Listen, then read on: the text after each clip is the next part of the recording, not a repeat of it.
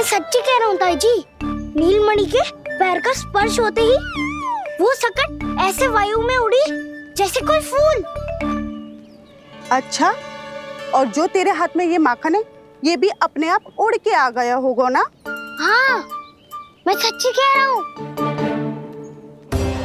सदा बड़पोलापन, ये अच्छी बात ना है लल्ला, सत्य बता। मैया, मैं सत्य बोल रहा हूँ। ये सकट अपने आप ही आयो था और नीलमणि के प्रहार करते ही दूर जा गिरो।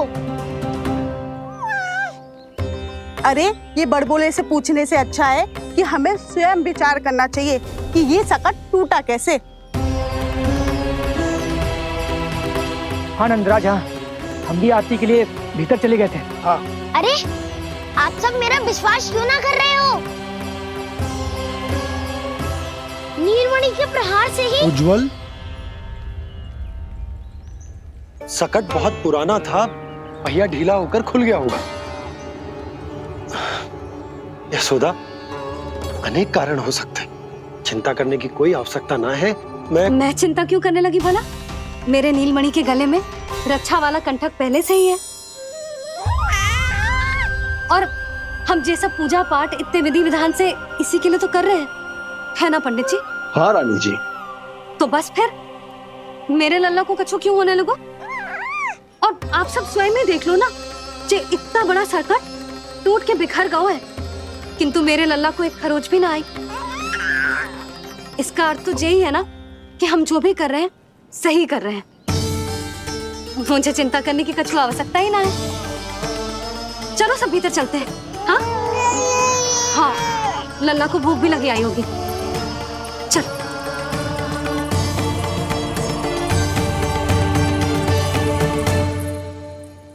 नंदराज जी, अब हमें भी आज्ञा दीजिए। प्रणाम पंडित जी। ध्यान कहाँ था तुम दोनों का? और अधिक सावधान रहने की आवश्यकता थी ना? क्षमा कीजिए नंदराज।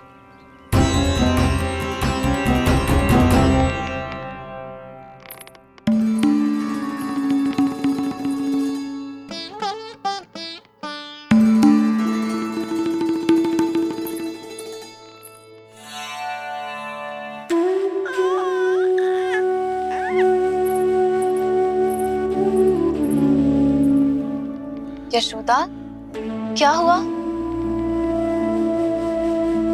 बोलो ना, क्या सोच रही हो? मुझे बहुत चिंता हो रही है जीजी।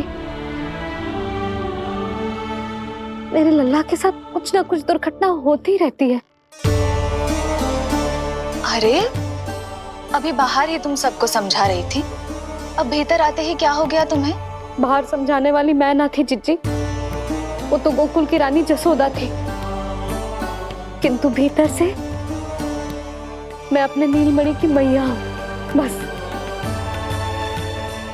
और एक मैया को कितनी चिंता होती है, इसे आपसे अधिक कौन जान सकता है।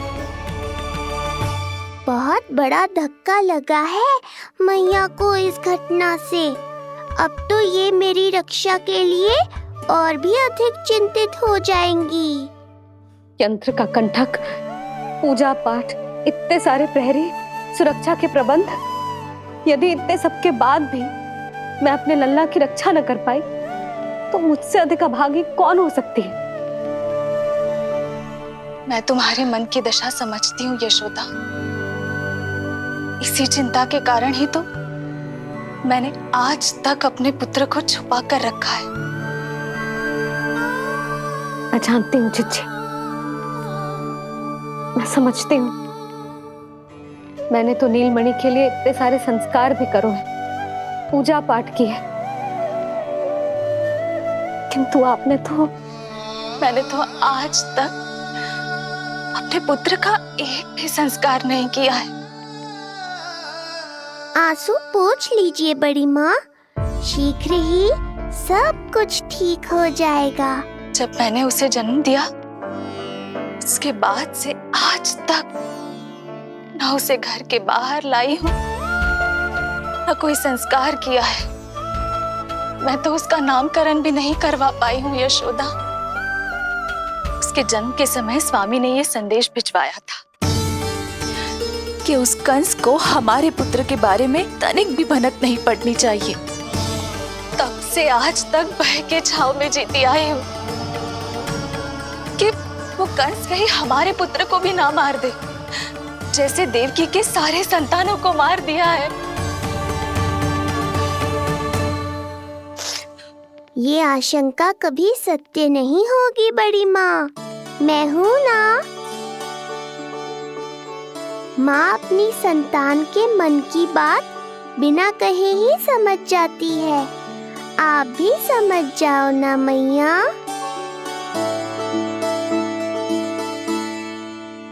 जीजी, हमें रोना ना चाहिए। हमें देख के लल्ला भी रो रहा है। मैया, आपकी सहायता की आवश्यकता है मुझे।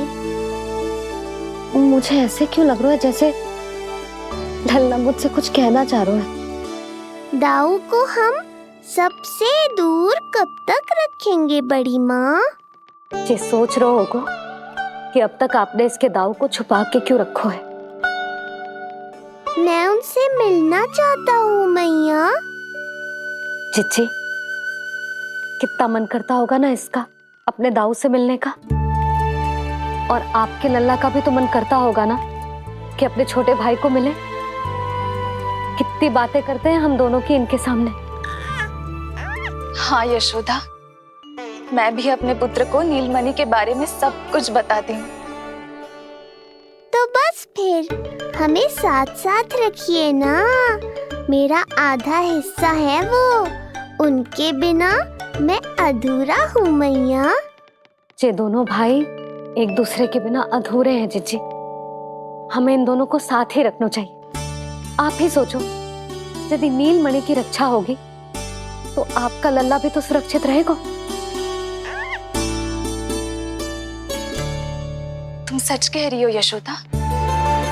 हमें इन दोनों को मिलाना चाहिए और साथ में ही रखना चाहिए, सुरक्षित। तब तो शीघ्र ही पंडित जी को बुलाकर हमें शुभ मुहूर्त निकलवाना चाहिए। शुभ मुहूर्त? हाँ, शुभ मुहूर्त। दोनों भाइयों के मिलन के साथ साथ उनका नामकरण संस्कार भी करवा देते। अब अपने दाऊ से मिलूंगा मैं।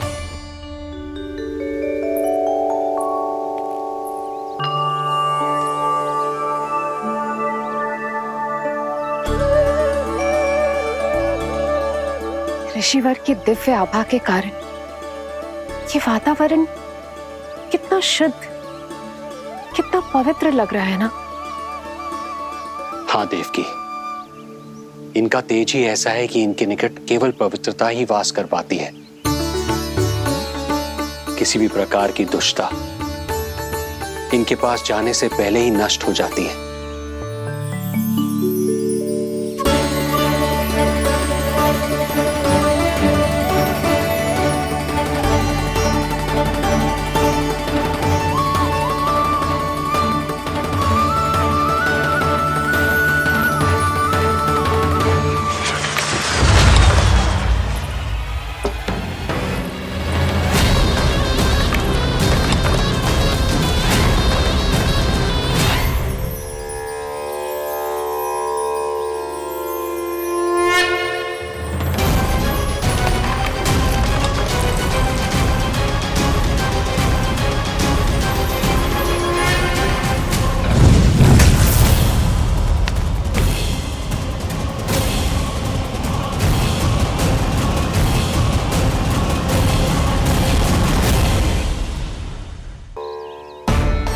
इनका तेज ही ऐसा है कि इनके निकट केवल पवित्रता ही वास कर पाती है। किसी भी प्रकार की दुष्टता इनके पास जाने से पहले ही नष्ट हो जाती है। यदि महर्षि की इच्छा के बिना मैंने भीतर प्रवेश किया तो कहीं ये मुझे श्राप ना दे दे। नहीं, इससे तो अच्छा है कि मैं यहीं आश्रम के बाहर रुकूं और यहीं से इन दोनों पर दृष्टि रखूं।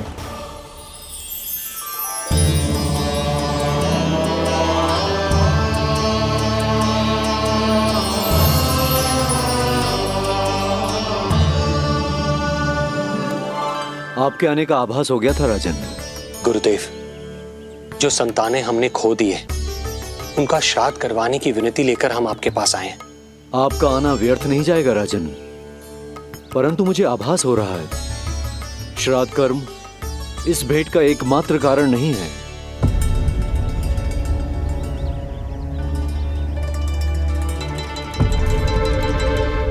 आपको उसकी या कंस की चिंता करने की कोई आवश्यकता नहीं है। निश्चिंत होकर बताइए कि आपकी इच्छा क्या है।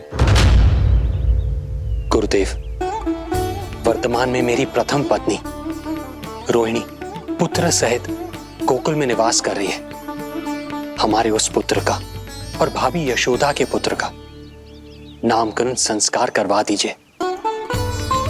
बस यही हमारा सौभाग्य होगा। मुझे कुछ सुनाई क्यों नहीं दे रहा है? देवी रोहिणी से उत्पन्न आपका पुत्र यादव कुल का राजकुमार है और यादवों का गुरु होने के नाते उसका संस्कार कराना हमारा कर्तव्य है। परंतु यशोदा पुत्र का नामकरण वो आप मुझसे क्यों करवाना चाहते हैं?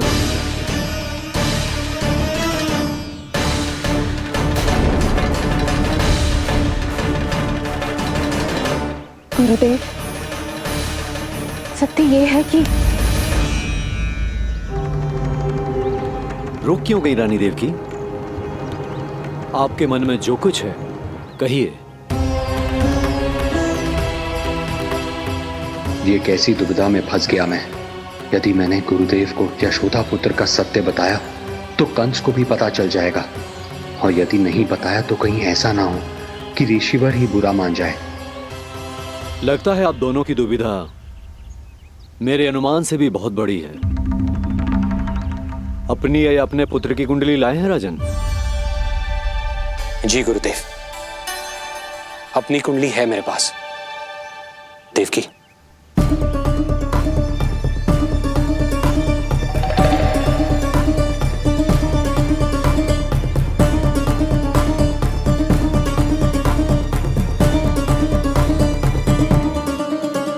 जो रहस्य आप नहीं बता पा रहे हैं राजन, वो ये कुंडली बताएगी।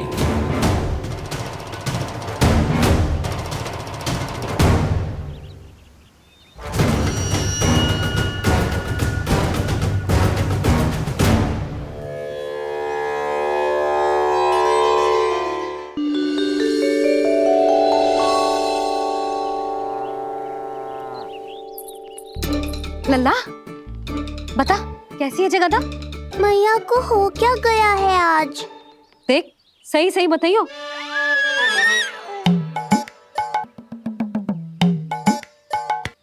अच्छी है ना? पसंद आएगी ना उसे? हाँ? या फिर जे मोर पंख वाला मुकुट दे दूं? पहली बार मिल रहा है तू, उपहार तो देना चाहिए ना? पर बड़े तो वो है ना मैया, उपहार तो वो देंगे मुझे।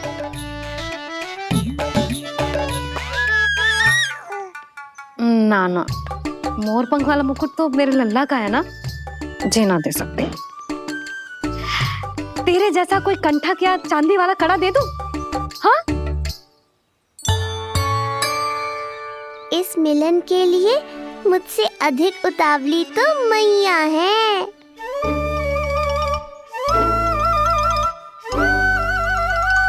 अच्छा, जे उपहार छोड़, तू तो जे बता कि तू उसे बुलाएगा क्या कह के? अन्य सभी के जैसे बड़े भैया या गांव वालों के जैसे दद्दा बुलाएगो, या फिर बड़े नगरों में जैसे बुलाते हैं ज्येष्ठ भ्राता बुलाएगो, या फिर प्रेम से बुलाएगो दाऊ बुलाएगो ना?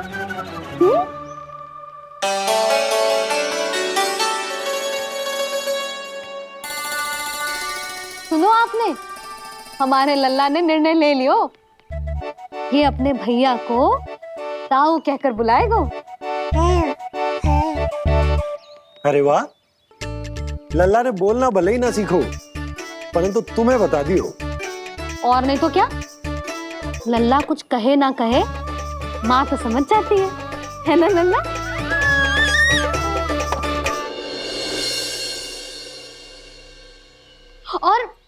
इसने दाऊ वाली बात पे हाँ भी की है।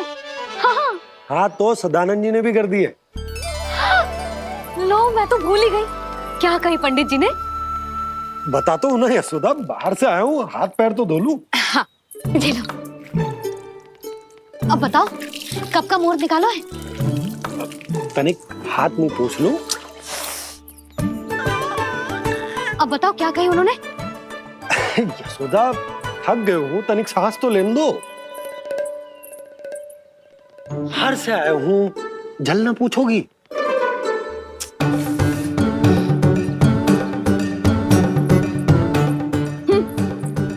अब बता दो जी।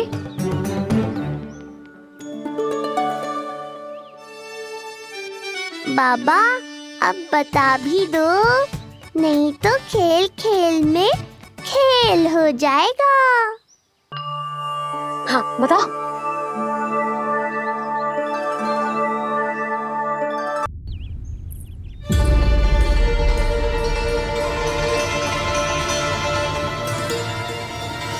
हो क्या रहा है वहां? ये क्या दिया है राजकुमारी ने?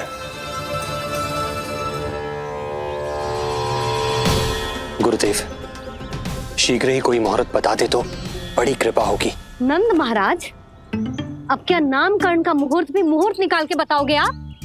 हैं? क्रोधित क्यों हो रही हो यशोदा? बताता हूँ, धैर्य धरो।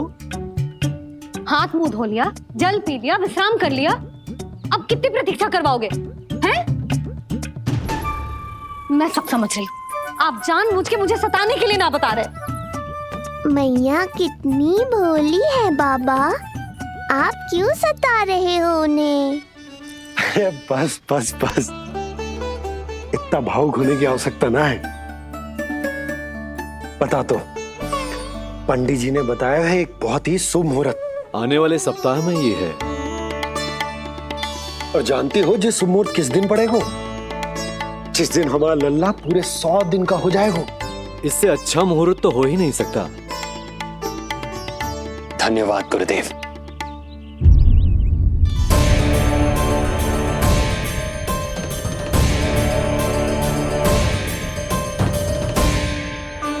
क्या हुआ गुरुदेव? कुछ समस्या है क्या? जो सत्य सारे संसार को पता है और जो संकेत ये कुंडली दे रही है, दोनों में विरोधाभास है राजन।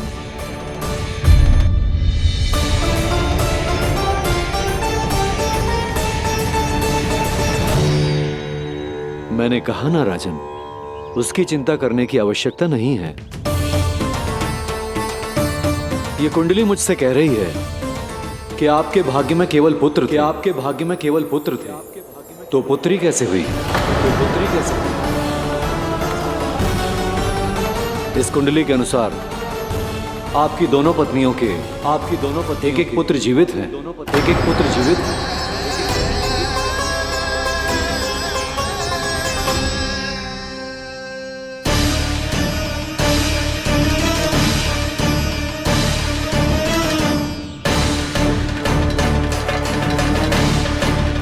देवकी, गुरुदेव मैं कुछ कैसे? कहने की आवश्यकता नहीं है राजन, मैं जानता हूं मेरे प्रश्नों के उत्तर कहां मिलेंगे। अरे कौन से प्रश्न और कैसे उत्तर?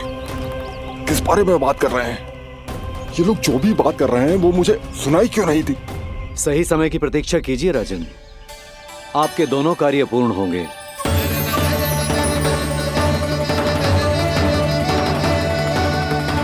अब आप निश्चिंत होकर जाइए और प्रसन्नता मनाने की तैयारी कीजिए। आपका बहुत बहुत धन्यवाद गुरुदेव। प्रणाम।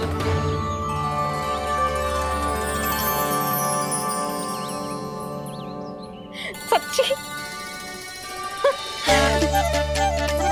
पहले नारायण को धन्यवाद दूं कि लल्ला को सूचना दूं? कुछ समझ में ना आ रहा। लल्ला मैं अभी आया।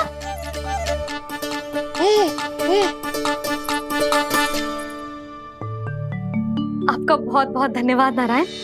अब शीघ्र ही मेरे लल्ला और उसके दाऊ को उनके नाम मिल जाएंगे, वो नाम जिससे वे पूरे संसार में पहचाने जाएंगे। अब लल्ला का बताती हूँ। लल्ला, तू जैसे ही 100 दिवस का हो जाएगा, तेरा और तेरे दाऊ का नामकरण हो जाएगा। हाँ हाँ, किंतु आपने तो बताओ ही ना, हम इन दोनों को मिलवा कब सकते हैं? क्या देख रहे हो, बताओ तो। यशोदा, पंडित जी ने कही कि दोनों भाइयों को मिलवाने के लिए कोई मुहूर्त की आवश्यकता ना है, तो हम चाहे तो इन्हें आज भी मिलवा सकते हैं। लल्ला, सुनो तूने, तू आज ही अपने दाऊ से मिल सकते है। मैं अभी सारी तैयारियां करती हूँ। भव्य मिलन होगा गोकुल में, भव्य मिलन। कुंडली के अनुसार इन दोनों के 8 पुत्रों में से 2 जीवित बचे हैं। पहला तो रोहिणी पुत्र है, पर दूसरा कौन है? और वो कन्या कौन थी जिसे कंस ने मारा था? वासुदेव की कुंडली में अभी तक पुत्री योग बना ही नहीं है।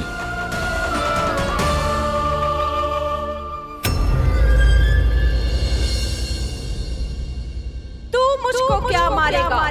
अपनी आयु संभाल, काल तेरा अवतरित रूप है उसका।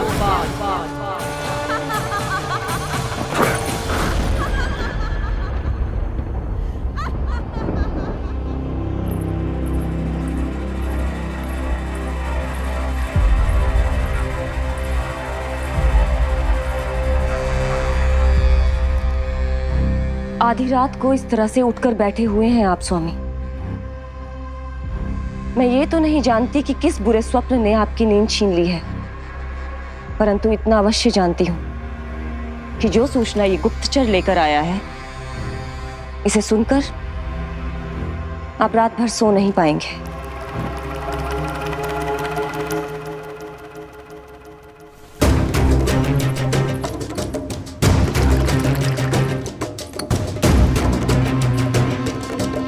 क्या सूचना है?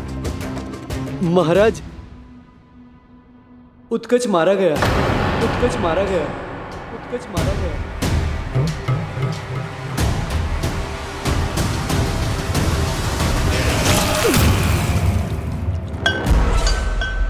सूद वूद खो गए हो क्या अपनी?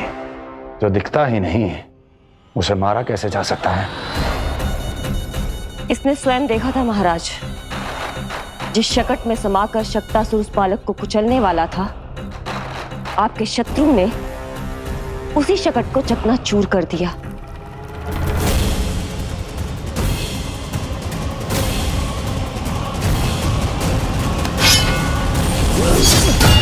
महाराज क्षमा। लगता है आपके सैनिक और तलवार दोनों की धार कुंद पड़ गई है महाराज।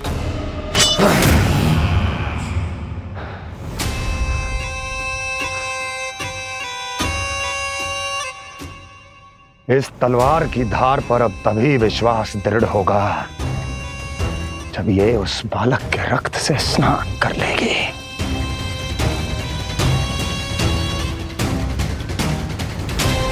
और कैसे? कैसे?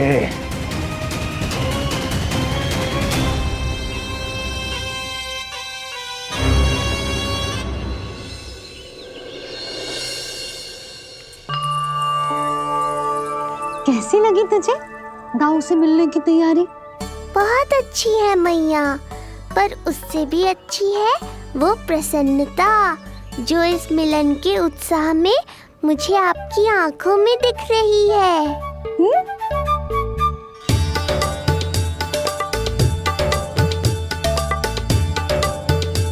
यशोदा, तुमने तो 2 भाइयों के मिलन को भी त्योहार बना दिया। हाँ तो ये किसी त्योहार से कम थोड़ी ना है। ये शुभ दिन दोनों भाई के मिलन को पूरा गांव देखेगा। तो फिर अब बड़ी मैया को बुलाओ ना मैया। यशोदा जी, रोहिणी जीजी इतनी प्रतीक्षा क्यों करवा रही है? इतने दिवस से छुपा के रखे हो लल्ला को, अब तो शीघ्रता करनी चाहिए ना, है ना भाभी? प्रतीक्षा अवश्य की है, किंतु फल भी तो मीठा मिलेगा। आती होंगी रोहिणी जीजी।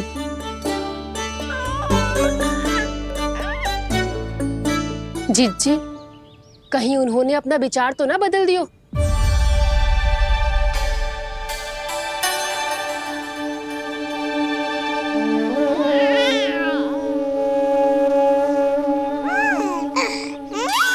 कितनी शीघ्र चिंतित हो जाते हो आप सब। देखो आ रहे हैं वो। लाल छुपा रखने को विवश थी नियति की सताई, भूल के भय माज प्रभु की जग सम्मुख है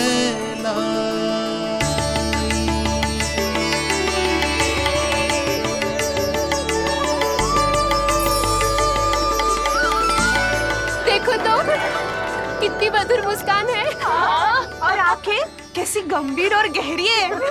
अरे अरे ये तो हमारी नीलमणि की तरह सुंदर भी है। सही कह रही है तू, और कितना प्यारा भी है। और कितना पलसानी भी लग रहा है ये, है ना? तो देखो इसके। हाँ बिल्कुल लाल लाल टमाटर की तरह। देखो तो दाऊ आए नहीं कि ये सब की सब मुझे भूल ही गई। अरे हटो सामने से, मुझे भी तो देखने दो।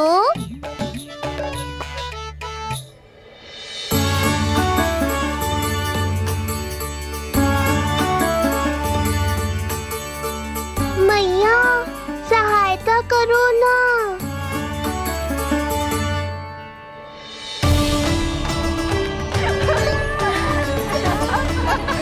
चलो हटो सब, हटो हटो हटो हटो सामने से। चलो दोनों भाइयों को एक दूसरे से मिलने तो दो।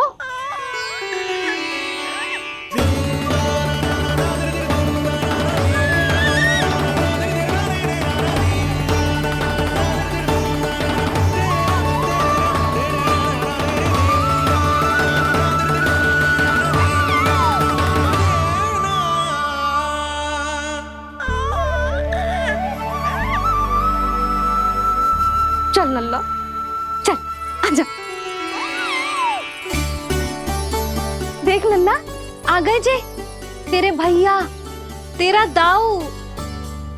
जी भर के बातें करो और निहारो एक दूसरे को।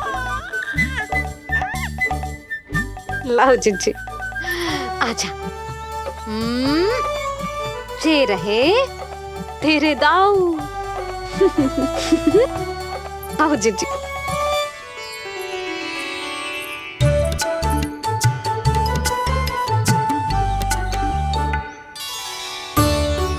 स्वागत है दाऊ। कितनी प्रतीक्षा के बाद अब जाकर आपसे भेंट हुई है।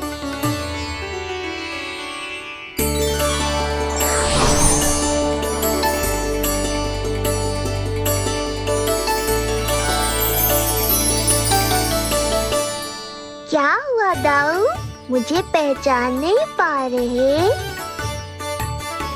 कितनी देर लगाओगे दाऊ? अब तो पहचान लो, छोटा भाई हूँ आपका।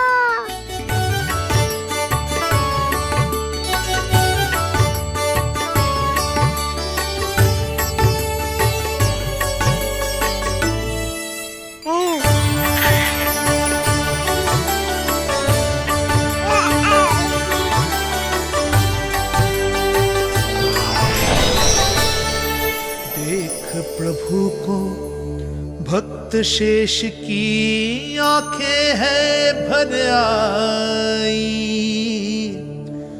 भावुक हरि भी निहारे की अब मिलन की बेलाई।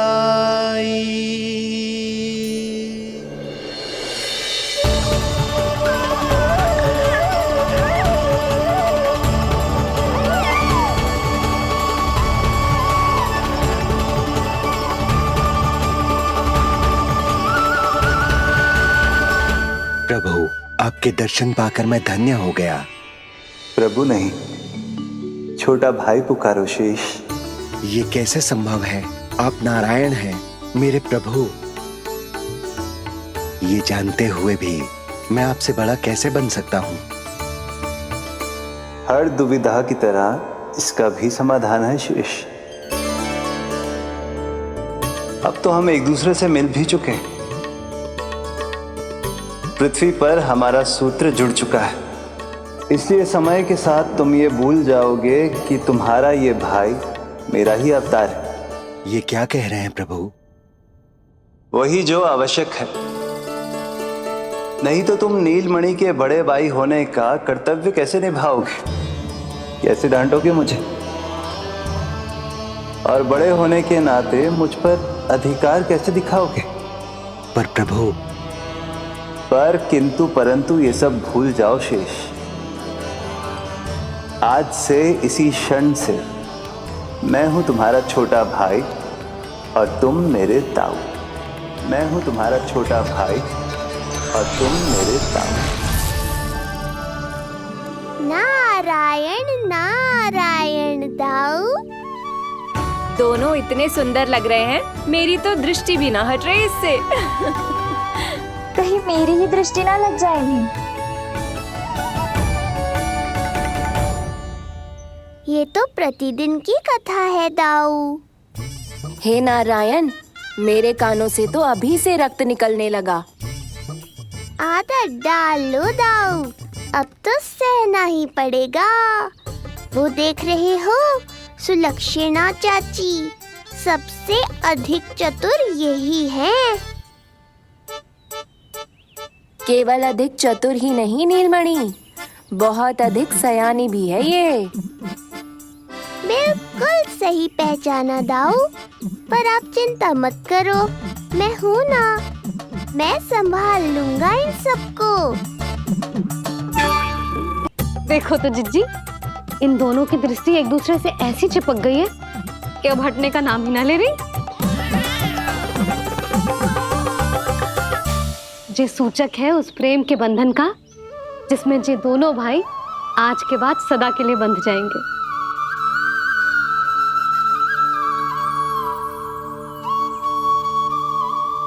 मुझसे भूल हो गई यशोदा, मैंने इन दोनों को पहले ही मिलवा देना चाहिए था।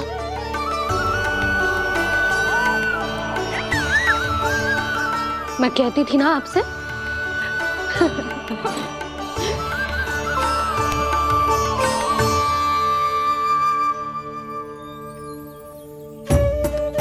आई मैं।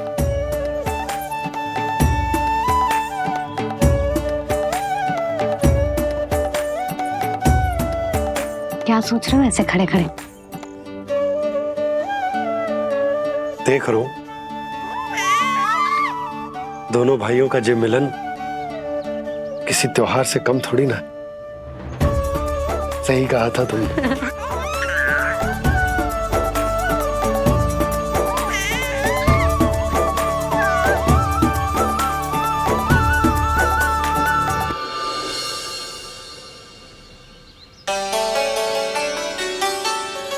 सुना ना तूने जो गोपिया क्या कह रही थी कि नीलमणि का दाऊ कितना बलशाली है। इसका तो यही अर्थ हुआ ना कि नीलमणि अपने दाऊ जितना बलशाली ना है। अब समझा मैया कि आज मुझसे इतना व्यायाम क्यों करवाया जा रहा है। पर मुझे पता है मेरा नीलमणि सबसे अधिक बलशाली है। हाँ। उज्जवल ने कही थी ना, नीलमणि ने यूं उड़ा दिया था काले कौवे को मथुरा की ओर। और उज्जवल ने तो ये भी कही थी कि नीलमणि ने अपने पांव से सकट पे प्रहार भी किया था। कैसे किया था प्रहार? कैसे किया था? लग गई मैया को। कैसे किया था? फिर से बता कैसे किया था?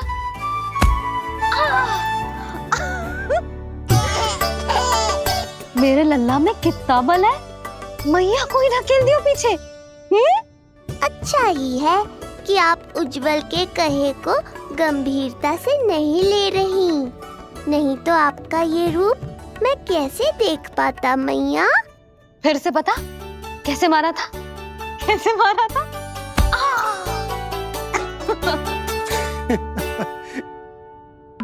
लल्ला, तू बड़े के जैसे कब से हंसने लगो?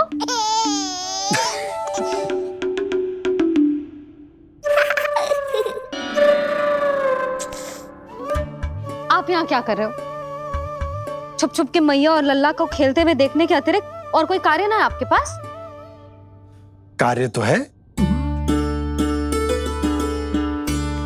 पर यह अधिकार भी है कि मैं अपनी बड़ी सी पत्नी को अपने छोटे से लल्ला के साथ छोटे बालकों की तरह व्यवहार करते हुए देखूं। अब देख लियो ना, अब जाओ अपना कार्य करो। कार्य तो कर लूंगा, परंतु मेरा पेट मुझसे कह रहा है कि इसे भूख लगी। भूख लग गई? भोजन का समय होगा। अभी लगाती हूँ भोजन।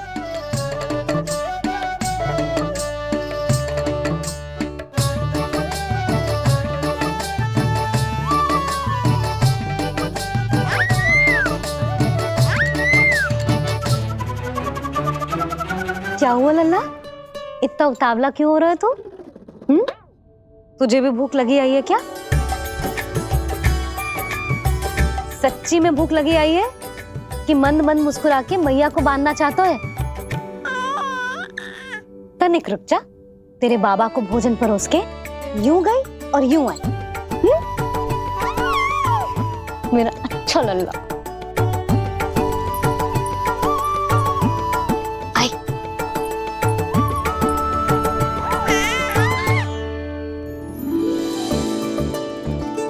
आज केवल रोटी है खाने में? ना, दाल है ना, तरकारी भी है, दही है, लड्डू भी है। तो दाल ले आओ। अभी लाई है।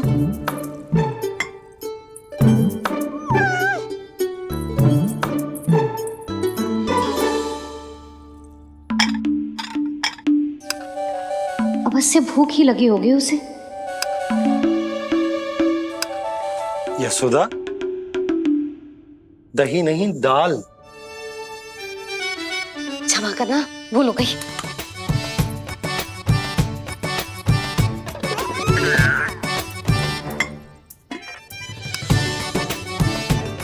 यशोदा,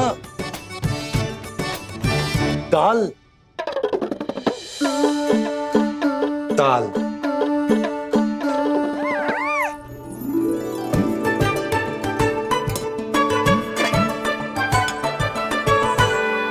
अब ऐसे क्या देख रहे हो? बोला ना भूल हो गई। सब मिला के खा लो, पेट में तो मिलना ही है। थोड़े चावल मिलेंगे? हाँ मिलेंगे, अवश्य मिलेंगे।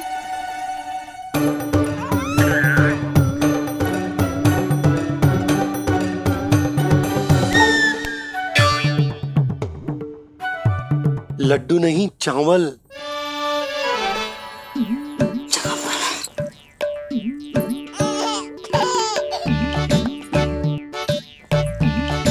हंस क्या रहे हो जी?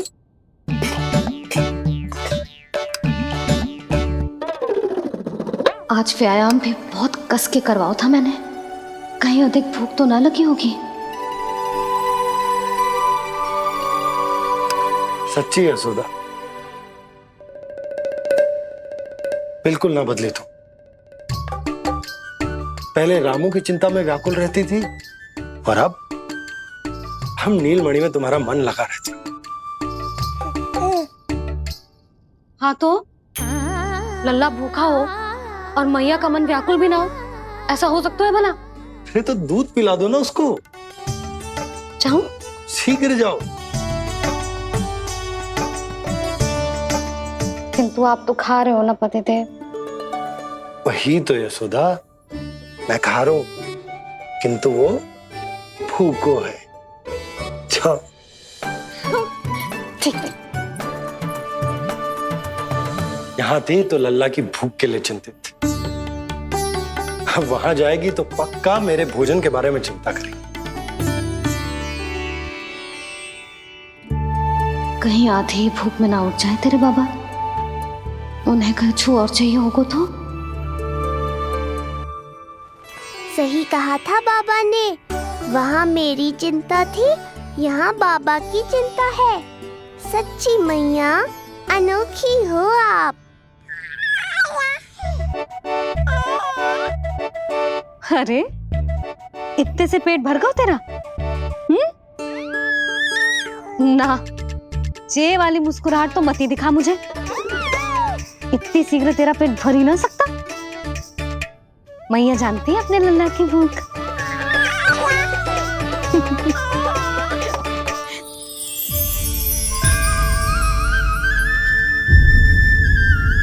ये क्या है लल्ला? ये क्या था तेरे मुंह में? दिखा दिखा।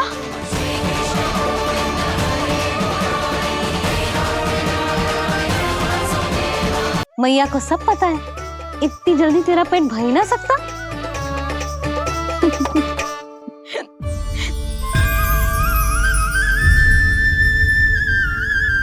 ये क्या है लल्ला? ये क्या था तेरे मुंह में? दिखा। ओहो, मैं तो भूल ही गया था कि मेरे भीतर ही तो सारी सृष्टि समाई हुई है। मैया ने उसकी झलक देख ली। अब क्या होगा? क्या हुआ यशोदा? सुनो जी, जी हमारे लल्ला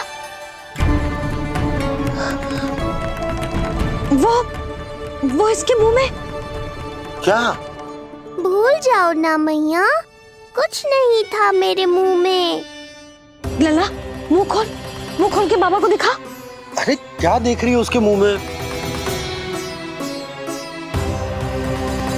अवश्य ही मेरा दृष्टि भ्रम होगा, किंतु ऐसा भ्रम। अरे बताओ ना यशोदा, या फिर मुहूर्त शीघ्र ना बताने की बात का प्रतिशोध ले रही हो तुम? ना ना, ऐसी बात ना है। तो फिर बताओ ना क्या बात है? हा? मैंने लल्ला के मुंह में कुछ देखो। क्या देखो? अब फंस गया मैं। मैया बाबा को सब कुछ बता देंगी और राय का पहाड़ बन जाएगा। फिर कैसे संभालूंगा इन दोनों को? ऐसे लगो जैसे जैसे जैसे पूरा का पूरा ब्रह्मांड। ब्रह्मांड लल्ला के मुंह में?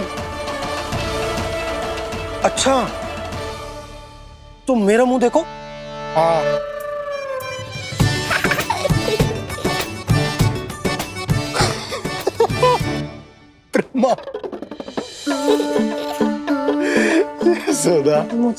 मुझे पता था आप मेरा उपहास उड़ाओगे। अरे नहीं, तुम देखो तो सही।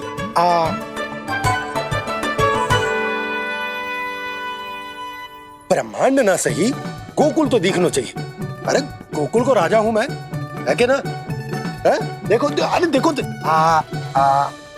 धन्यवाद बाबा, आपने इस बात को गंभीरता से नहीं लिया, इसलिए अब मैया भी नहीं लेंगी। आज तो बचा लिया आपने। आज के बाद ना आपको कुछ बताऊंगी ही ना। आप जाओ, नामकरण उत्सव की तैयारी करो। और हाँ, इस बार भी उत्सव छोटा ही करना है, जो तो मत ही बोलना आप। हाँ। अब इसे कैसे समझाऊं कि हम कोई भी उत्सव बड़ा ना कर सकते? व्यर्थ ही कंस की दृष्टि पड़ जाएगी हम पर।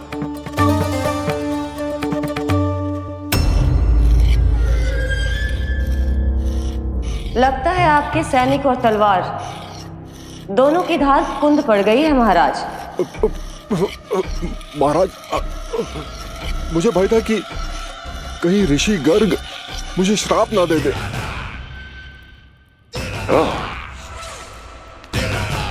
तो श्राप से भयभीत हो गए दुर्जन, किंतु कंस तो कोई श्राप नहीं देता, सीधा मृत्यु देता है। ऐसा न करे महाराज, दया करे, दया निदान। यदि मैं उनकी इच्छा के विरुद्ध भीतर जाने की कोशिश करता तो जितनी सूचना मुझे मिली है उतनी भी नहीं ला पाता।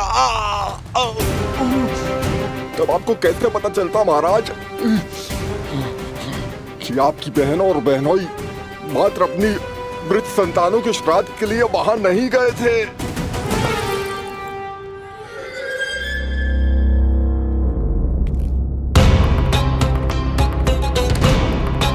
आगे बोलो। पूरी तरह तो नहीं सुन पाया महाराज, किंतु मैंने स्वयं अपने नेत्रों से देखा है महाराज।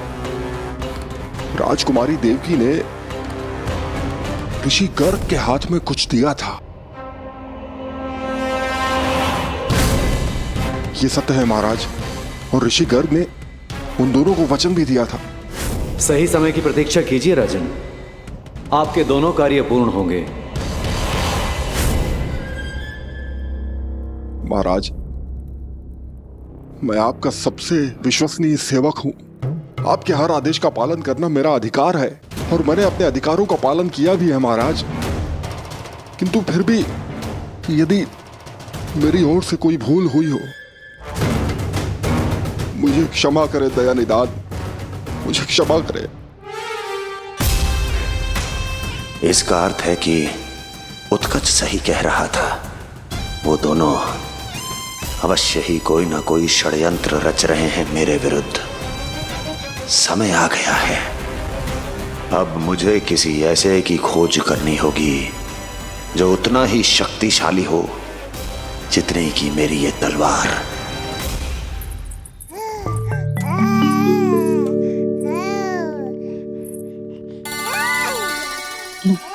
अभी से पुकारने लगो जी, अभी तो आई हूँ रसोई में।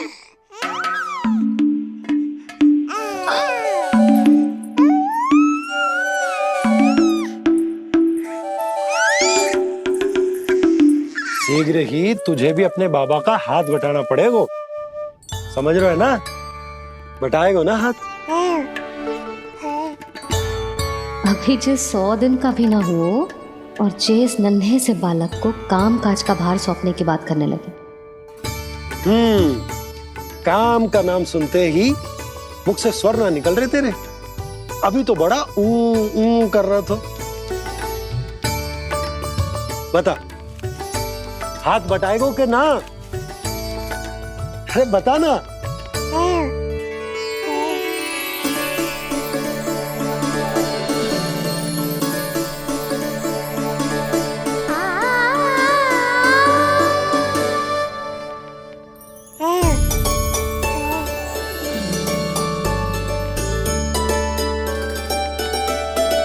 कल तू पूरा 100 दिन को हो जाएगा लल्ला। पंडित जी आएंगे, तुझे नया नाम मिलेगा। देखो तो मन में तो इनके भी कितना उत्साह भरो है, बस दृष्टि में मैं ही आती हूँ। और कल तुझे वो नाम मिलेगा लल्ला जिससे पूरा संसार तुझे पहचानेगा।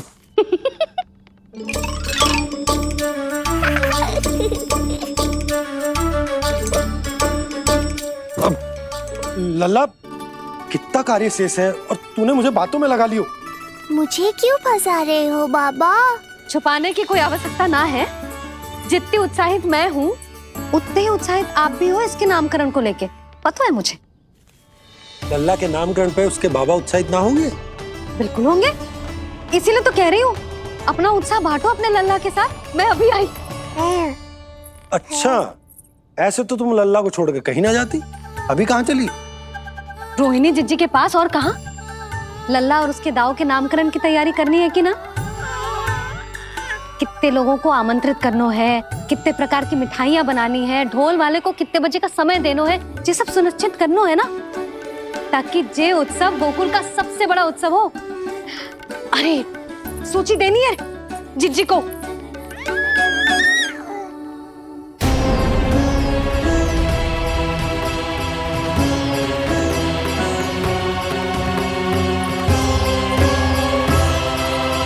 सबकी कोई आवश्यकता ना है। आवश्यकता ना है मतलब? कहना क्या चाहते हो आप? मैं ये कहना चाहता हूं कि यशोदा, सत्य तो ये है कि हमें दुख में ना अत्यधिक दुखी होना चाहिए और ना सुख में अत्यधिक उत्साहित, प्रसन्नता कितने भी क्यों ना, हमें उत्सव संयम से ही मनाना चाहिए। इतने वर्ष संयम ही तो रखा था ना नंद जी। ये समय संयम का ना आनंद से बावले हो जाने का है। यशोदा, हम आयोजन छोटा ही करेंगे। मैं कुछ सोच समझ कर ही तो कह रहा हूँ। पर क्यों? मुझे भी तो समझाओ। हर बात समझाने की ना होती यशोदा। अच्छा, पति पत्नी में भेद हो तो है? ठीक, मैं कोई भेद ना रखूं। जो भी अब तक मैंने तुम्हें ना बताया है वो सब बताऊं। ओहो, क्या कर रहे हो बाबा? कंस के बारे में कुछ बता मत देना मैया को। वो मंगला है ना, उसने आज शाम को ही बछड़ा दियो और भाद्रपद का मास लगभग बीतने को ही है, तो धीरे धीरे शरद ऋतु आ जाएगी, दूध की हानि भी कम हो जाएगी। हाँ? और वो सरजू है ना, उसको बैद जी ने पूरे पखवाड़े का विश्राम के लिए कहा है। क्यों? क्योंकि वो ठाट से गिर गए थे और गिरते समय उसे भीतरी चोट लग गई थी। अरे बस बस बस, ये सब मुझे क्यों बता रहे हो? इसका नामकरण से क्या संबंध? तुम्ही ने तो कही ना कि पति पत्नी के बीच में कोई भेद ना होता। तो मुझे जो भी बात पता है मैं तुम्हें बताऊंगा। कितनी समझदारी से बात बदल देते हो आप, और भोली भाली मैं आपकी बातों में आ जाती हूँ और इस सब में असली बात तो रह ही जाती है। किंतु आज बात मेरे लल्ला की है। उत्सव तो विशाल ही होगा और इस बारे में कछु और ना सुनूंगी मैं। आप लल्ला का ध्यान रखो, मैं जा रही हूँ रोहिणी जी के पास। यशोदा,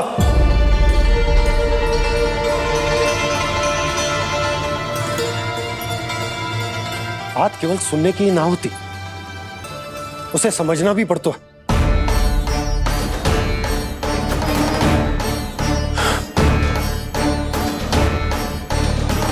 विश्वास है ना मुझ पर? मैं कुछ सोच समझ कर ही कर रहा हूँ ना। उत्सव तो छोटा ही होगा।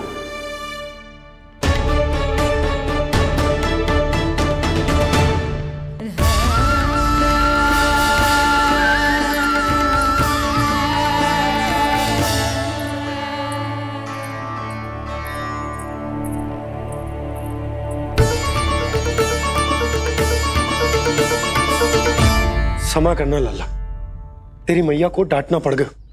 आपको मेरी सुरक्षा की चिंता है बाबा, समझता हूँ मैं, इसलिए आपने ये निर्णय लिया है। समझ में नहीं आता, कब कौन सा निर्णय क्यों लेते हैं आप?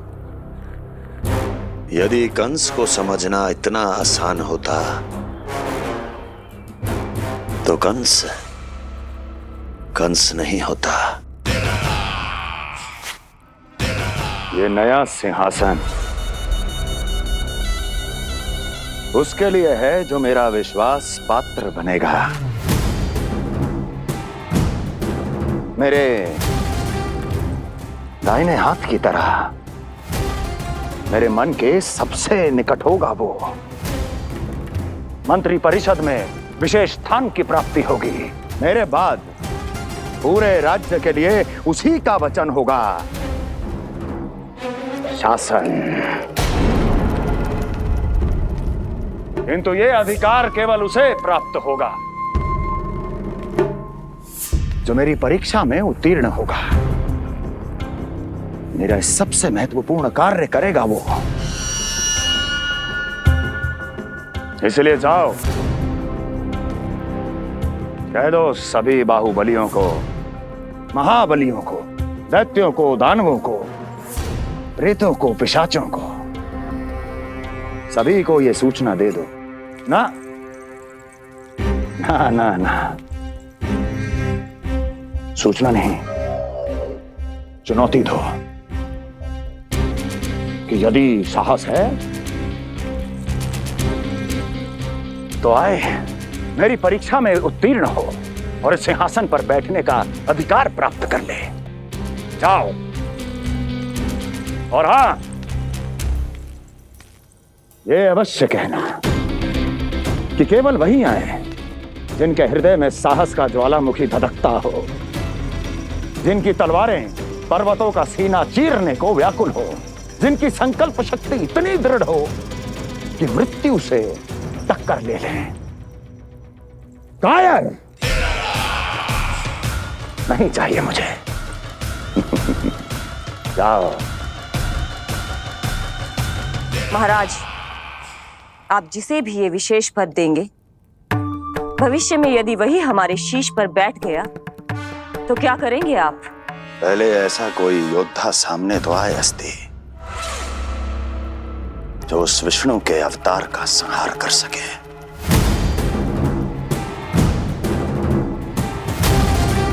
और जहां तक प्रश्न है हमारे शीश पर बैठने का,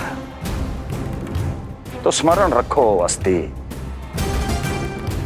कंस को अच्छी तरह आता है ऐसे दुस्साहसियों को बीच दरबार में खड़ा करके अपनी उंगलियों के संकेत पर नृत्य करवाना। ता दीर्घ ता और अपना कार्य सिद्ध होने के बाद उनके तन से उनके शीश को उतारना। कंस को भली भांति आता है।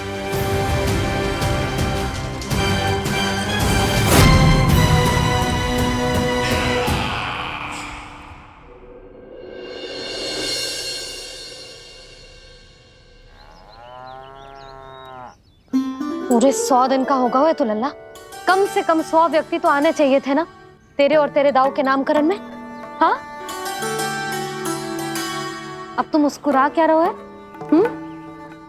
तू ही बता, जे भवन देख के लग रहा है कि यहाँ कोई उत्सव है? बिना अतिथियों के कैसा उत्सव और कैसा आनंद, तू ही बता। पर मैं करूं भी तो क्या? पता है लल्ला, मुझे तो लग रहा है तेरे बाबा ना कंजूस होगा है। नहीं तो भला और क्या समस्या हो सकती है उन्हें बड़े आयोजन से? अरे गोकुल के राजा का लल्ला है तू, राजकुमार।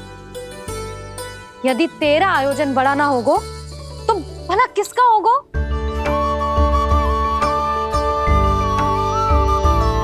मेरी भूल है, मैं भोली हूं, इसीलिए व्यर्थ में तेरे बाबा की बातों में आ गई।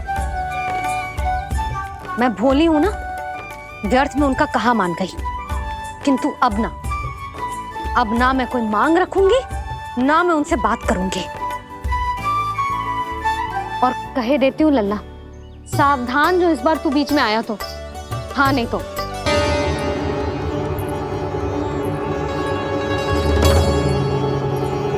क्या होगा? हाँ, सब ठीक तो है ना? आप इतनी चिंता में क्यों हो जी? कुछ बुरी सूचना तो ना मिली? अब जे मत ही कहना कि जे भी मुझसे छुपाना पड़ेगा। जो भी है मुझे बताओ। पंडित सदानंद जी महाराज वो नामकरण के लिए ना आ सके। उनकी बिटिया के पांव भारी, उसे लिवाने वो समधियाने गए। ये तो शुभ समाचार है।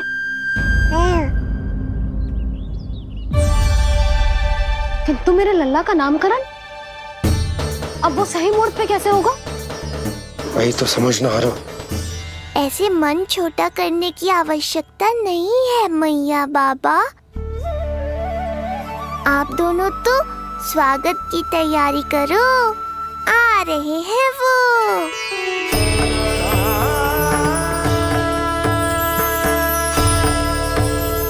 लो, आ गए वो जिनकी मुझे प्रतीक्षा थी। आप दोनों व्यर्थ ही चिंता कर रहे थे।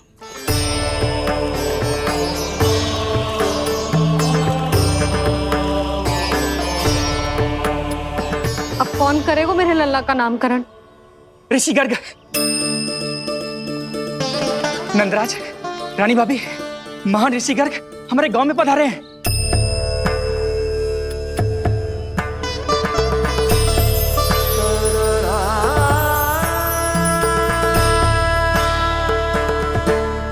ऋषि गर्ग गोकुल में?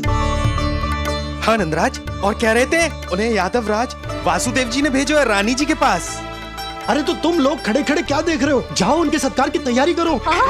जी यशोदा, उनके स्वागत की तैयारी करो। सुनो जी, वो तो यादवों के कुलगुरु है ना, रोहिणी जीजी के यहाँ आए हैं, हमारे यहाँ आएंगे।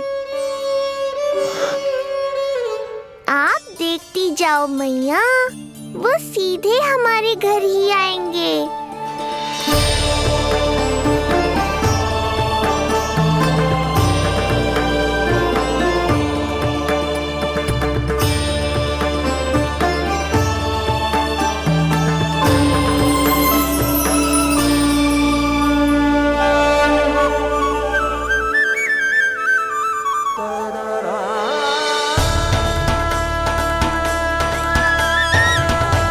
ये क्या हो रहा है मुझे? मैं उस भवन की ओर क्यों बढ़ा जा रहा हूँ? क्योंकि आपके यहाँ आने से ही मेरी मैया बाबा की चिंता समाप्त होगी ऋषिवर। ये बात तो मैं न जानता, परंतु मुझे जाकर उनको स्वागत करना चाहिए।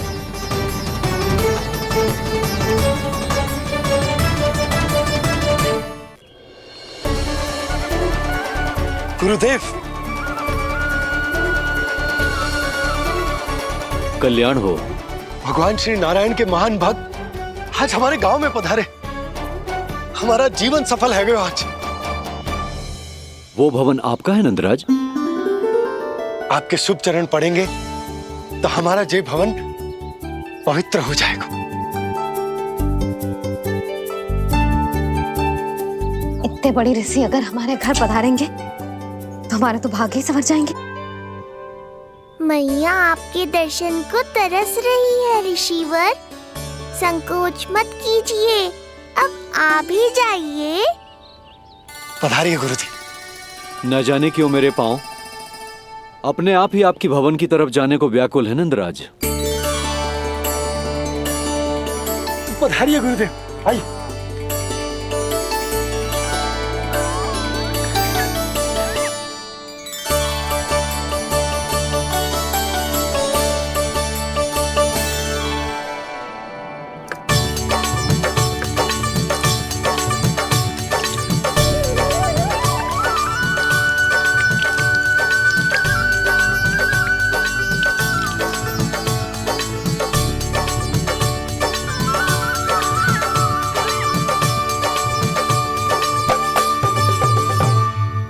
कल्याण हो।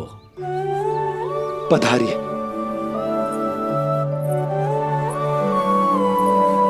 आया तो था मैं रानी रोहिणी के भवन में, पर पता नहीं कैसे यहाँ खींचा चला आया।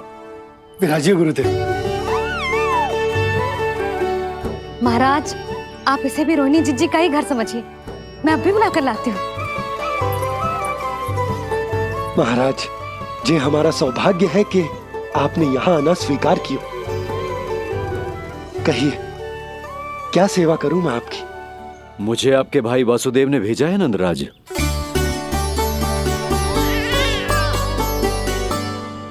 प्रणाम गुरुदेव। स्वामी जी ने आपसे इतनी दूर आने का आग्रह किया है, अवश्य ही कोई बड़ा कारण होगा। कारण तो है, आपके पुत्र का नामकरण करने आया हूं मैं यहाँ।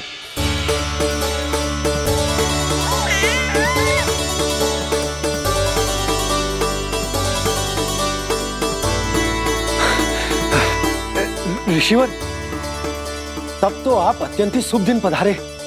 आज का ही मुहूर्त निकलो है भाभी के लल्ला और हमारे लल्ला के नामकरण के लिए।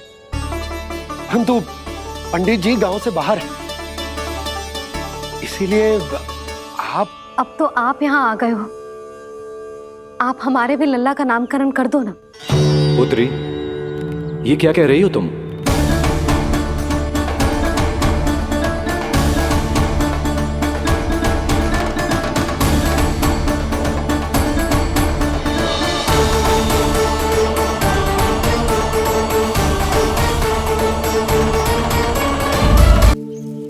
आप हमारे भी लल्ला का नामकरण कर दो ना।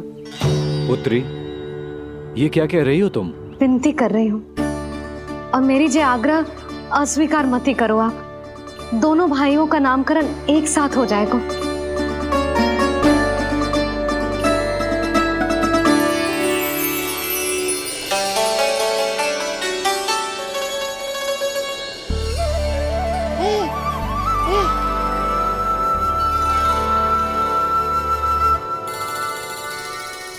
कितने प्यारे और निर्दोष बालक हैं।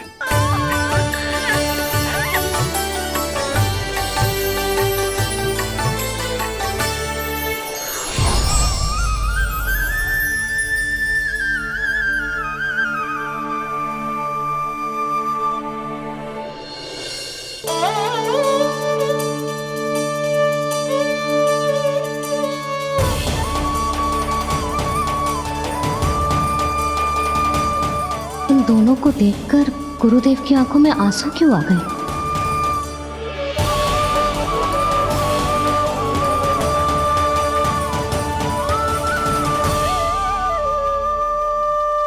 ये क्या कर रहे हैं ऋषिवर?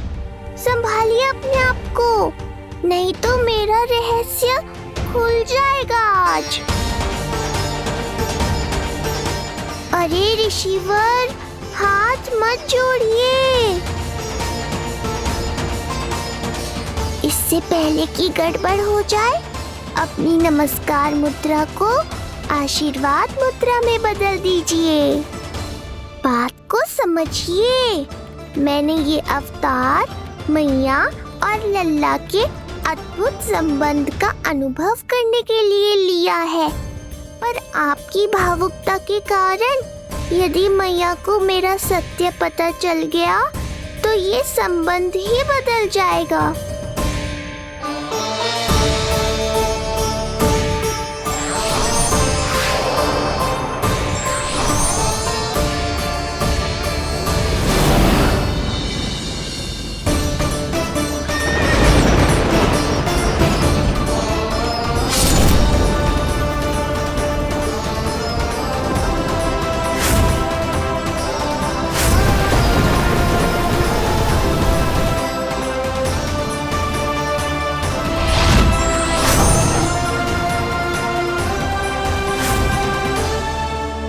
अब आप सब कुछ जान चुके हैं ऋषिवर, इसलिए अब मेरे सामने हाथ जोड़कर मेरे सत्य को उजागर मत कीजिए। अपने शिष्य वसुदेव के पुत्र के रूप में मुझे आशीर्वाद दीजिए।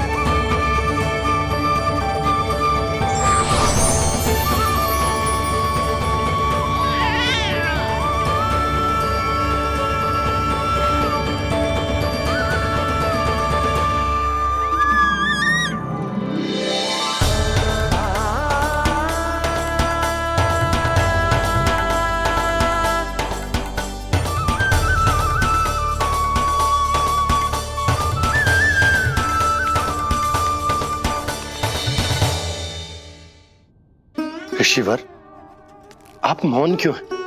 और आपकी आंखों में आंसू? सब कुछ ठीक है ना? अब तो आप हमारे लल्ला का नामकरण करोगे ना? इन दोनों का नामकरण करना मेरा सौभाग्य होगा पुत्री।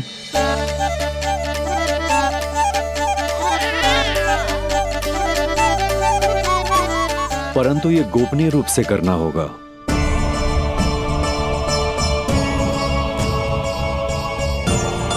अवश्य ही स्वामी का आग्रह होगा, ताकि कंस की बुरी दृष्टि हमारे पुत्र पर ना पड़े। ये तो बहुत महान ऋषि हैं, इन्हें कंस के अत्याचारों के बारे में अवश्य पता होगा। अपनी संतान का नामकरण संस्कार करना एक मां के लिए उत्सव से कम नहीं होता है, पर यह छुपकर करना होगा। आप दोनों को स्वीकार तो है ना? जैसी आपकी आज्ञा गुरुदेव। स्वीकार है गुरुदेव। तो फिर कहाँ करना है हमें नामकरण का प्रबंध? गुरुदेव, मंदिर सही रहेगा? उससे पवित्र स्थान तो हो ही नहीं सकता है। ऋषिवर, आप तनिक विश्राम कीजिए, हम लोग प्रबंध करते हैं। मैं कुछ समय इन बालकों के साथ व्यतीत करना चाहूंगा। ये तो इनका सौभाग्य होगा। हमें आज्ञा दीजिए।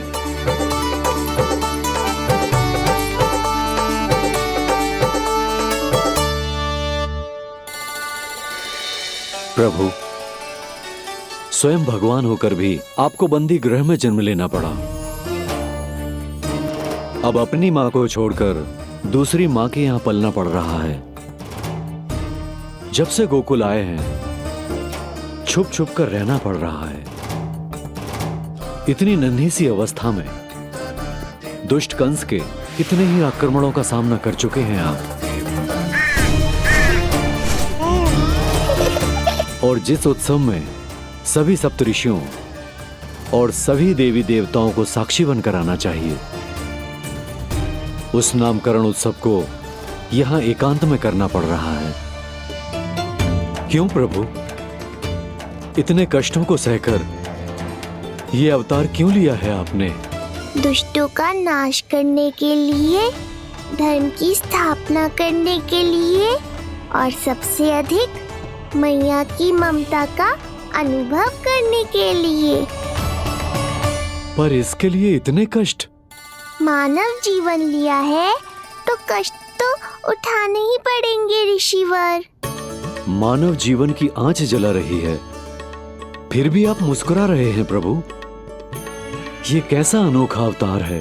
आंच में जलकर भी यदि मैं नहीं मुस्कुराऊंगा तो अपने भक्तों को क्या शिक्षा दूंगा मैं?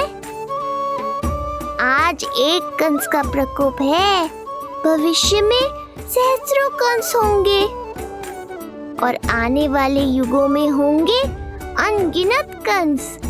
उस समय मेरे भक्तों को पता होना चाहिए कि अपने कष्टों को कैसे सहना है और धर्म के पथ पर अडिग कैसे रहना है।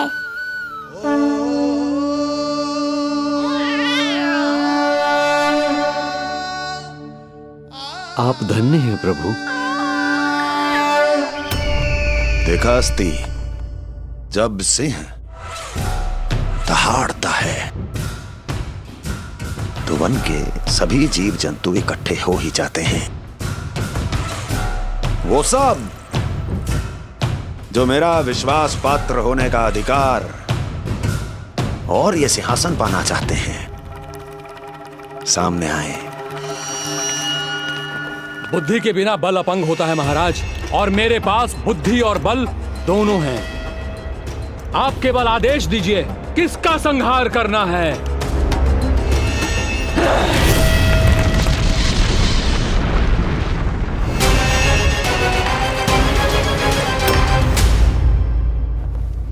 सारी तैयारी हो गई। बोलो। आप गुरुदेव को बुला लो, मैं रोहिणी जीजी और बालकों को ले आती हूँ। यशोदा, तुम रुष्ट तो ना हो ना मुझसे? मैं भला रुष्ट क्यों होने लगी? नहीं, तुम जो उत्सव बड़े धूमधाम से करना चाहती थी और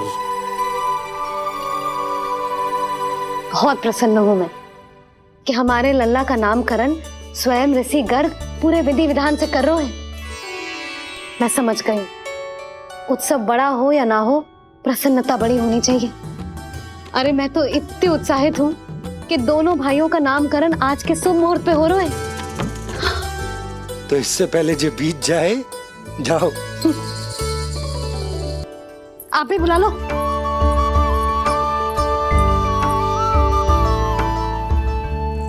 यहाँ सब के सब एक से बढ़कर एक है, तो फिर अपने कार्य के लिए किसका चुनाव सबसे पहले करूं? मेरा सामर्थ्य तो आपने अभी तक देखा ही नहीं महाराज। चुटकी बजाकर शत्रुओं का विनाश कर सकता हूं मैं।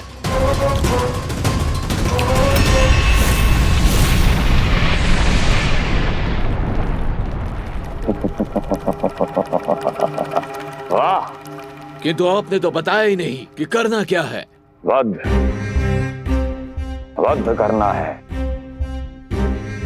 एक नवजात बालक का वध। उसे साधारण बालक मत समझना। गोकुल में नंद के घर पल रहा वो बालक विष्णु का अवतार है।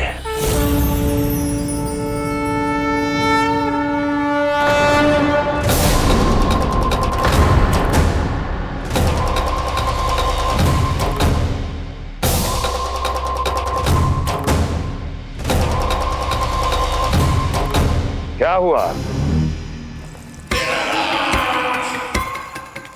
इतना सन्नाटा क्यों छा गया? क्षमा कीजिए महाराज, पर मैं नन्हे बालकों के साथ हिंसा नहीं करता। विष्णु अवतार बड़ा छलिया है महाराज, मैं उसका मुख भी नहीं देखना चाहता।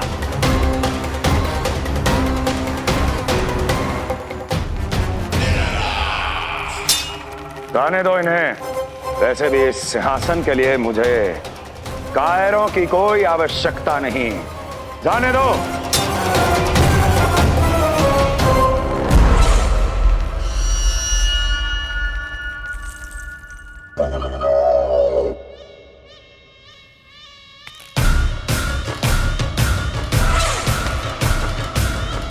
दुर्जय, क्या कहा था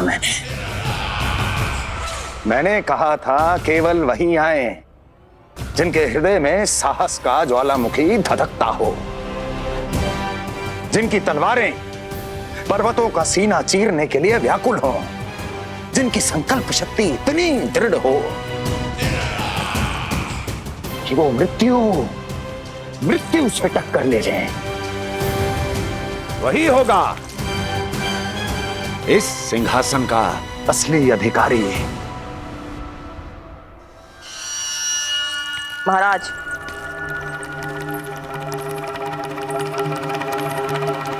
ना तो आपके दिए इस सम्मान का कोई मूल्य रह गया है और ना ही आपके भय का। अभी अभी आपने ही कहा था ना कि जब वन में कोई सिंह दहाड़ता है तो उस वन के सभी जीव जंतु एक जगह एकत्रित हो जाते हैं, परंतु उसी वन में जब कोई बब्बर सिंह दहाड़ता है तो वही जीव जंतु भय के मारे इधर उधर भागने लगते हैं। निश्चित ही वो बालक इन सब के लिए बब्बर सिंह बन चुका है। उसका भय हमारे साम्राज्य की नींव हिला रहा है महाराज।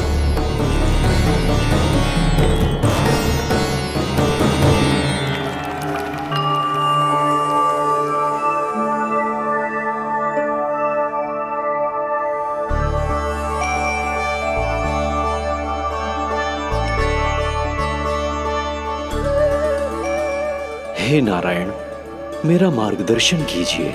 हे मां सरस्वती, मुझे आशीर्वाद दीजिए ताकि मैं दोनों बालकों के लिए सर्वोत्तम नामों का चुनाव कर पाऊं।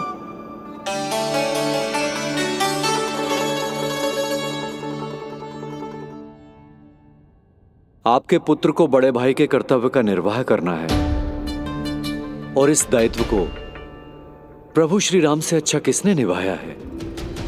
जैसा अटूट संबंध उनका अपने भाइयों के साथ था, मैं श्री नारायण से प्रार्थना करता हूं कि वैसा ही प्रेमपूर्ण संबंध इसका भी अपने छोटे भाई के साथ हो।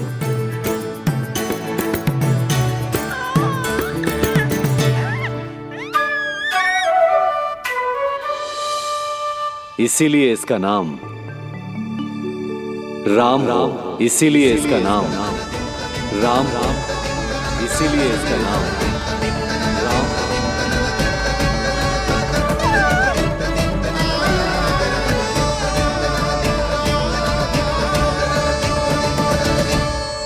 बड़े भाई में आदर्श, न्याय, संकल्प बल के साथ साथ शारीरिक बल भी होना चाहिए। मैं देख पा रहा हूं ये बालक इन सब बलों के लिए जाना जाएगा। इसलिए जो नाम इसके व्यक्तित्व के लिए सबसे उचित है वो है बलराम। बलराम, बलराम।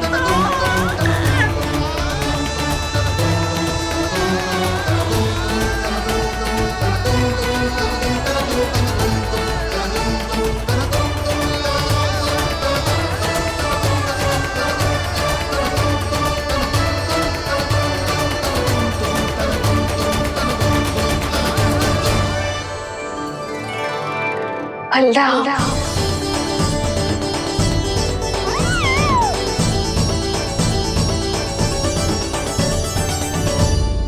तो फिर उसका नाम बल राम रखना। कैसा अद्भुत संयोग है रिसीवर। जब इसके जन्म की सूचना देने मैं वसुदेव भैया के पास मथुरा गया था, तब उन्होंने भी यही नाम रखा था। बलराम, ये संयोग नहीं, नारायण की इच्छा है नंदराज। बलराम से अधिक उपयुक्त नाम इस बलराम के लिए कुछ और हो ही नहीं सकता है। पर मैं तो दाऊ कहकर ही बुलाऊंगा इन्हें, बलदाऊ।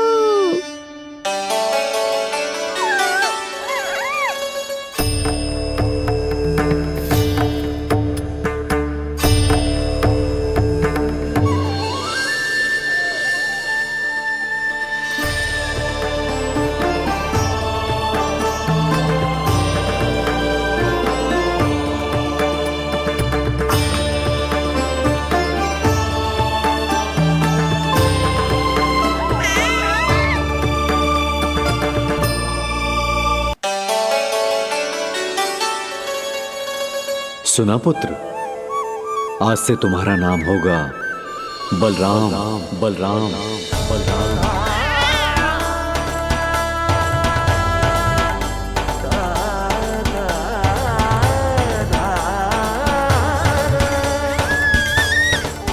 गुरुदेव।